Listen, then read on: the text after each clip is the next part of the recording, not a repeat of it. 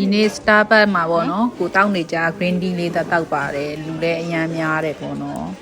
ဒီနေ့လူရမ်းများတော့ကြာကြီးပဲထိုင်ရမရှိလို့တော့ရက်ဆောင်နေရတယ်ပုံမှန်ဆိုဒီလောက်မများဘူးဒါကတော့တငယ်ချင်းနဲ့တယောက်တပူပေါ့နော် green tea ကို Starbucks ကအကြိုက်ဆုံး green tea လေးပေါ့နော်ဒါလေးတောက်တယ်စိတ်ထဲမှာအမောလဲပြည်တယ်အနံ့လေးလည်းမှုေးတယ်ပေါ့နော်ငယ်ချင်းနဲ့တယောက်တပူစီတောက်တယ်ဒါလေးတောက်ရင်းနဲ့ရှေ့ကကောင်လေးတွေဂျပန်ကောင်လေးတွေကိုလည်းအစင်ငန်းရင်းပေါ့နော်ကိုဂျပန်ရောက်တဲ့9နှစ်လုံးပါလေဂျပန်ကောင်လေးတွေကတော့တော်တော်ချောကြတယ်ပိတ်ပိန်ရှိရှိလေးတွေသိလားအရက်ပူပူကွာကွာဆိုတာတိတ်မတွေ့ဘူးကောင်လေးတွေကတော်တော်ချောတယ်ကောင်မလေးတွေကဖြူဖြူသေးသေးလေးနဲ့မျက်နှာပေါက်တိတ်မလှယောက်ျားလေးတွေကချောတယ်ပေါ့ဒါအစင်လဲငန်းရင်ပေါ့ Starbucks မှာထိုင်ကုန်မရှိလို့တောင်မှကိုမလေးရက်ဆောင်နေရဒီနေ့လူတော်တော်များတယ်ဂျပန်ရဲ့ຫນွေဦးကိုရန်ဝေးပိတ်ရက်ရှိဆိုတော့လေထိုင်ကြပြီလို့တကယ်ချင်းနဲ့ခဏရက်ဆောက်ပြီးမှအားတဲ့ခုံလေးဝင်ထိုင်ရပုံမှန်သူက